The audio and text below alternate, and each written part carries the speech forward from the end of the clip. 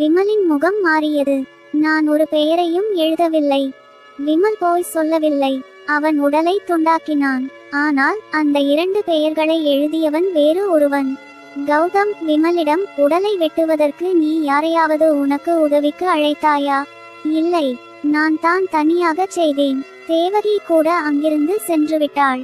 நீ உடலை ட்ரங்கில் வைத்து விட்டு சென்றபோது யாராவது உன்னை பின்தொடர்ந்தார்களா? விமல் யோசித்தான். ஆமாம், நான் ட்ரங்கை எடுத்து செல்லும்போது சைக்கிளில் ஒரு ஆள் என்னை பார்த்தான். அவன்தான் மீனாட்சி அக்காவுக்கு சொந்தமான வாட்ச்மேன். சக்திவேல் மீனாட்சியின் வாட்ச்மேனை கைது செய்ய உத்தரவிட்டார்.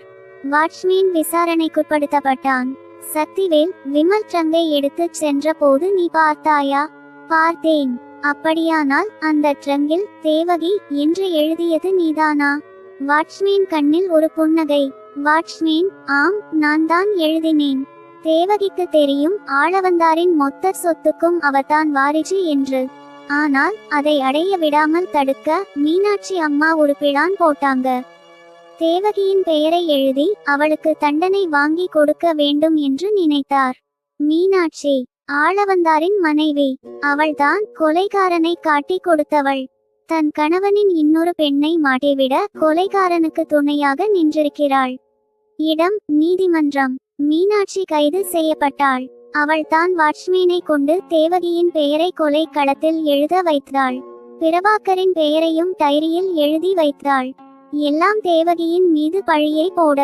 ஆனால் விமல் கொடூரமானவன். ஆனால் உண்மையை காட்டி கொடுத்து விட்டான். நீதிபதி தீர்ப்பு வழங்கினார்.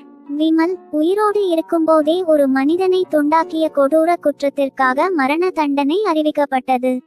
தேவகி விஷம் கொடுத்த குற்றத்திற்காக 10 ஆண்டுகள் கடுங்காவல் தண்டனை. மீனாட்சி ஆதாரம் அழித்தல், பொய் சாட்சி உருவாக்கல் ஆகிய குற்றங்களுக்காக 7 ஆண்டுகள் கடுங்காவல் தண்டனை. வெளியில் மழை பெய்து கொண்டிருந்தது. சக்திவேல் கௌதமிடம் சொன்னார், ஒரே கொலை. ஆனால் 3 குற்றவாளிகள். ஒருவன் பாசத்திற்காக கொன்றான். ஒருத்தி பழிவாங்க கொன்றாள். இன்னொருத்தி சொத்துக்காக மாட்டிவிட நினைத்தாள். கௌதம் மௌனமாக சிரித்தார். எப்போதுமே அப்படித்தான் சக்திவேல். இருட்டுக்குள் இருக்கும் ரகசியம் வெளிச்சத்துக்கு வரும்போது பல முகங்கள் வெளிப்படும். இரத்த புடவையின் கதை முடிந்தது. தூரத்தில் ஒரு ஆட்டோ நின்று கொண்டிருந்தது. உள்ளே ஒரு பெண் காத்திருந்தாள். அவள் கையில் இருந்த பேப்பரில் ஒரே ஒரு வார்த்தை மட்டுமே எழுதப்பட்டிருந்தது. அடுத்த ஆளவந்தார் யார்?